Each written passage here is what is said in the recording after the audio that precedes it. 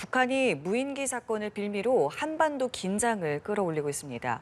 이틀 동안 4차례 대남 비난 담화를 발표했고 경의선과 동해선의 도로 폭파 준비 정황도 포착됐는데요. 합참은 북한군의 움직임에 대응해서 예하 부대에 대북 감시 경계 태세 강화 지침을 하달했습니다. 한편 러시아는 북한이 전쟁에 처하면 군사 원조를 하겠다는 북러 조약 비준 절차에 들어갔는데요. 강대강으로 치닫고 있는 한반도 정세와 관련해서 김열수 군사문제연구원 안보전략실장과 함께 이야기 나눠보겠습니다. 어서 오십시오. 네, 안녕하세요. 네. 안녕하십니까. 지난주 금요일이었죠. 네. 북한이 우리 측 무인기가 평양 상공에 침입했다고 주장을 하면서 이를 빌미로 전방에 포병 부대까지 배치했습니다. 완전 사격 준비 태세까지 지시를 한 상황인데 상당히 지금 군사적 긴장감이 높아진 것으로 보여요. 어떻게 지금 상황 평가하고 계십니까? 예, 지금 말씀하신 것처럼 북한이 호떡집에 불난 것처럼 도발 분위기를 조성하고 있죠. 그래서 북한의 외무성 중대 성명 발표를 계기로 해서 그 이후에 북한 국방성에서 담화를 2~3번 정도 발표를 하고 또 김여정이가 12, 13, 14 연속적으로 계속해서 담화를 지금 발표하고 있거든요. 예.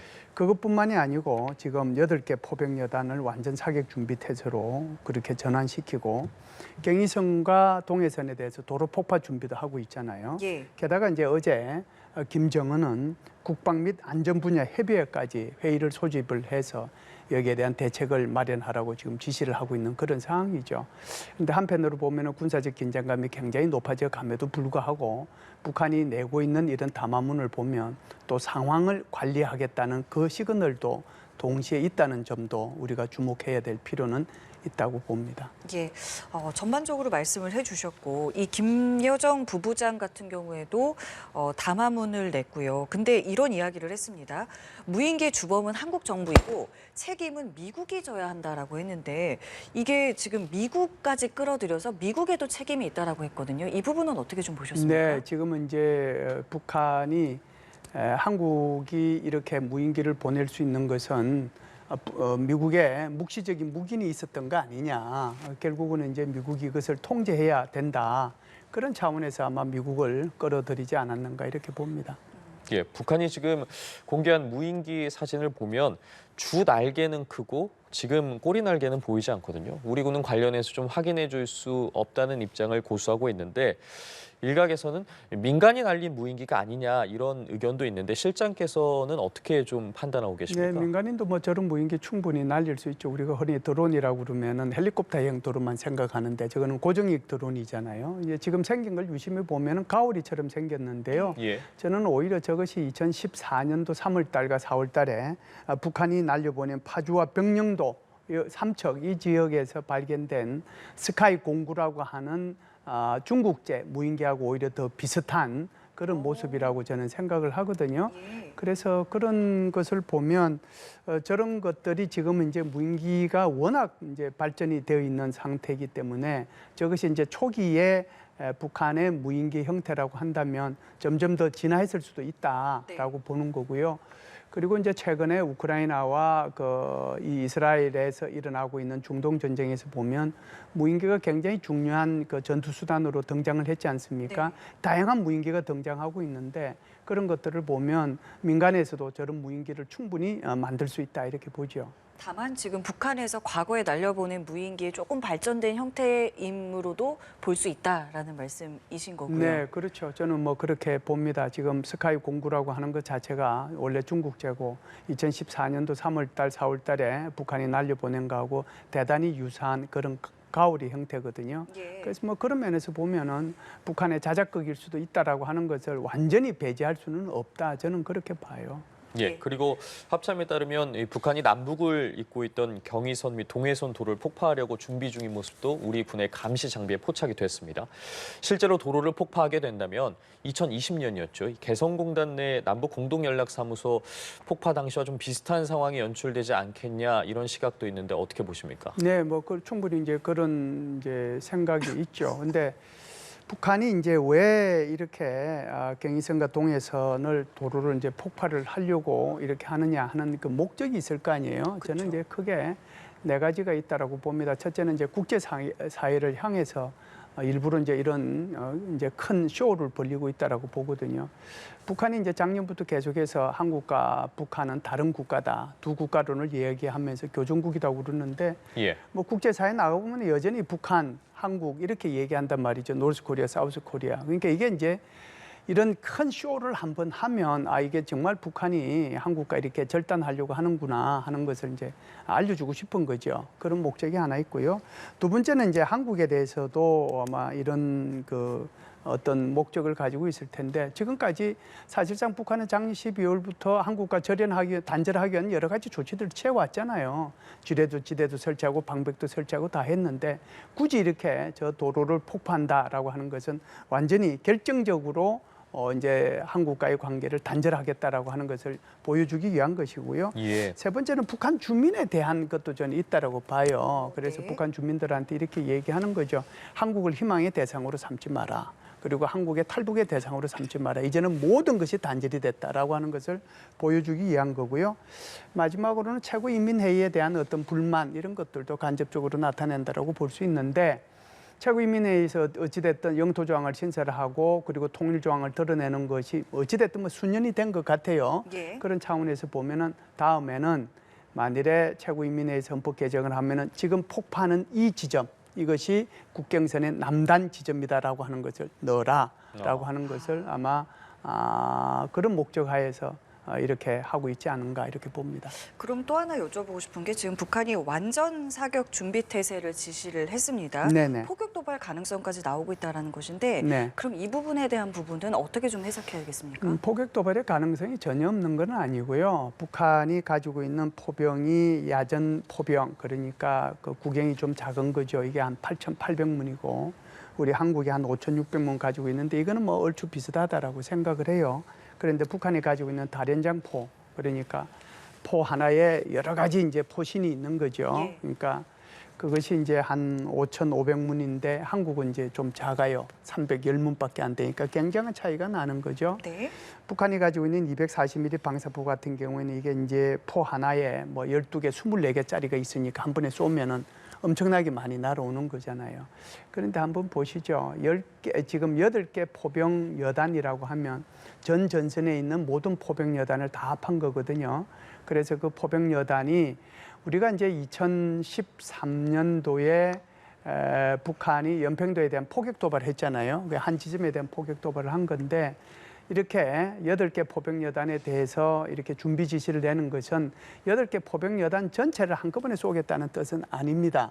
그러니까 한번 그냥 상식적으로 생각 한번 해보시면 8개 포병 여단이 다 쏘면 그때는 전쟁이죠. 예. 그렇기 때문에 준비 태세는 하되 어떤 여단에 그 책임을 줘서 어떤 목표물을 타격하라고 할지 그렇지 않으면 일개 대대에 그 목표물을 주고 타격하라고 할지 이거는 모르는 거거든요. 그런데 북한이 지금 과시하는 거죠. 우리 8개 포병여단 전체의 전투준비 태세를 이렇게 하라고 했다. 그래서 군사적 긴장감을 계속 이제 고조시키는데 그 목적이 있기 때문에 그랬는데 실제로 8개 포병여단에 쏘면 이건 전쟁이에요. 자, 이런 상황 속에서 김정은 위원장이 국방안전협의회를 소집했습니다. 북한 매체에 따르면 전쟁 억제력 가동, 또 자위권 행사에서 중대한 과업을 밝혔다라고 입장을 표명했다면서도 구체적인 내용은 전하지 않았습니다. 좀 어떤 지시를 했을 거라고 보십니까? 네, 뭐 구체적인 내용은 이제 없죠. 뭐 일부러 말 안 했을 텐데 제일 이제 중요한 것이 무인기 가지고 얘기하지 않았겠어요. 그래서 아마 이 국방상으로부터 보고를 받았는데요. 사실상 국방상도 이번에 교체가 됐거든요. 예. 최고인민회의를 통해 가지고 강순남 국방상에서 노강철 국방상으로 국방상이 바뀌었는데 그 뭐 느닷없이 바뀌었는데 그 바뀐 것이 결국은 이 무인기하고 연관이 전혀 없다고 볼 수는 없거든요. 그 국방상이 이제 보고를 하죠. 도대체 이게 무인기가 어떤 거고 왜 이런 상황이 생겼고 앞으로 어떻게 할 것이며 이런 데 대한 보고를 했을 거고 거기에 따라서 김정은이가 이제 추가적으로 이런 지시를 아마 했을 겁니다. 만일에 또다시 한번 여기에 평양 상공이 나타나면 이거 절대로 용서할 수 없다. 그러니까 너희들이 끝까지 확인하고 추적하고 그리고 격추시켜라. 그 얘기 했을 거예요. 그와 동시에 아마 지금 배치되어 있는 그리고 사격 준비 태세에 있는 8개 포병 여단 중에서 어떤 특정한 어떤 여단이나 대대에 대해서 어떤 목표물을 공격하라 뭐 이런 지시 정도는 하지 않았을까 이런 생각은 합니다. 예, 지금 북한의 어떤 움직임을 보면 여러 경로로 긴장감을 높이고 있는 것은 사실이고 저희가 앞서 계속 이제 주목하고 있는 것은 7차 핵실험의 이제 강행 가능성을 비롯해서 또 다른 도발은 무엇이 있겠느냐라는 부분인데 글쎄요, 북한이 꺼내들 수 있는 도발 카드 이제 뭐가 있을 거라고 생각을 하시는지요? 국제 도발하고 이제 전략적 도발, 그러니까 전략적 도발이라고 하는 것은 유엔 안전보장이사의 결의안을 위반하는 것을 그냥 전략적 도발이라고 제가 쉽게 표현을 할게요. 예. 그래서 이제 국제 도발 같은 경우에는 아무래도 이제 서해 NLL 일대에서의 군사 도발이 있을 수 있을 거고 아마 이제 무인기가 이번에 북한의 평양 상공에 나타났으니까 여기에 이제 비례적으로 대응한다는 차원에서 한국 사회에 북한 무인기를 다시 침투시킬 가능성 이런 것들이 이제 일종의 국제 도발에 해당이 될 거고요. 아마 이제 전략적 도발에 해당이 된다면은 곧 있게 될 북한의 정찰 위성 발사 이것도 이제 유엔 안전보장이사의 결의안이 위반되는 거거든요. 예. 그래서 정찰 위성 발사나 또는 9월달에 공개한 12축 24륜짜리의 그 ICBM용 발사대 그거 공개했잖아요. 이것이 이제 훨씬 더 큰 중량을 발사할 수 있다는 건데 이걸 통해 가지고 시험 발사를 할 수도 있다라고 하는 거고 또는 이제 북극성 4형, 5형 소위 말하는 잠수함 발사 탄도 미사일이죠. 여기에 대한 것들도 할 수 있다. 그래서 이런 것들을 다 하고 나서도 예를 들어서 뭐 한국과의 관계 또는 미국과의 관계에서 커다란 이렇게 효과가 없다라고 생각하면 최종적으로 7차 핵실험의 가능성도 있다. 그렇지만 7차 핵실험은 여전히 유황 카드로 계속해서 남겨둘 가능성이 더 크다. 저는 그렇게 봅니다. 예. 그리고 지금 북한 같은 경우에 특히나 러시아와의 관계가 주목이 됩니다. 블라디미르 푸틴 러시아 대통령이 지난 6월이었죠. 북한과 체결한 북러조약 비준에 관한 법안을 하원에 제출했습니다. 지금 러시아 같은 경우에는 서방 간의 긴장이 고조되고 있는 상황이고 북한의 우크라이나 파병설까지 나오고 있는 가운데 북러조약이 갖는 의미에 대해서 살펴봐야 할 것 같거든요. 네, 이것은 뭐 6월 19일 날 북러 간에 이게 동맹 조약을 체결한 거죠. 그래서 이제 동맹의 복원이 됐다라고 보고요. 그 뭐 핵심은 결국은 이제 유사시에 서로 군사적으로 지원해 주겠다라고 하는 거잖아요. 예. 지금 유사시라고 하는 것은 오히려 북한보다는 러시아가 유사시잖아요. 우크라이나 전쟁이 있게 되니까. 그러니까 지금 북한이 러시아에 대해서 뭘 해주고 있습니까? 총, 포탄을 지원해주고 있고 심지어 군사기술단을 보내가지고 그 군사기술단 중에서 6명이 사망한 것이 지난달에 보도가 되기도 했잖아요. 그만큼 이제 이 북한과 러시아 간의 그 밀착이 지속이 되고 있다라고 보는데 이것이 이제 만일 하원에서 비준이 있게 되면 북한과 러시아의 군사 밀착이 더 가속화되는 그런 조약이다. 그런 조약이 이제 실제적으로 발효가 된다 이렇게 볼 수가 있겠죠. 근데 북한에서는 아직까지 관련한 보도가 없는데 그거는 어떤 이유입니까? 그래서 이제 지난번 이제 7일 날, 8일 날이죠. 최고인민회의를 할 때 이제 저도 여러 가지로 예상한 것 중에 하나가 이번에 아마 북러 조약이 비준이 될 거다라고 이제 저도 예상을 했는데 거기에 대한 발표가 없었어요. 그러면 이걸 이제 두 가지로 해석을 할 수 있는데 실제로는 비준은 했지만 공개는 안 했을 거다. 그래서 이 공개하는 것은 러시아 하원에서 이 비준이 끝나면 그때 북한도 비준했다라고 얘기할 네. 거다라고 하는 가능성 하나가 있고요. 예.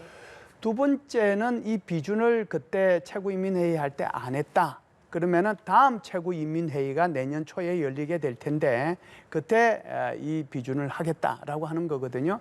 어떤 것이 될지는 모르지만 중요한 것은 이것이 발효되려고 하면은 비준했다는 것이 중요한 것이 아니고 비준서를 서로 교환해야 됩니다. 그래서 비준서를 교환하면은 통상은 이제 외교부 장관들끼리 하는데 제가 볼 때는 북한이 만일 안 했다라고 한다면 내년도에 김정은이의 김정은이의 러시아 방문 가능성이 있거든요. 그래서 러시아 방문할 때 그때 비준서 교환하면서 러시아 방문도 하고 하는 그런 이벤트성으로 할 가능성도 있지 않겠는가라고 생각을 하고요. 비준서는 어찌됐든 교환이 될 거고 효력은 발휘될 겁니다. 예, 알겠습니다. 저희 오늘 말씀 여기까지 듣겠습니다. 김열수 군사문제연구원 안보전략실장과 함께했습니다. 말씀 고맙습니다. 감사합니다.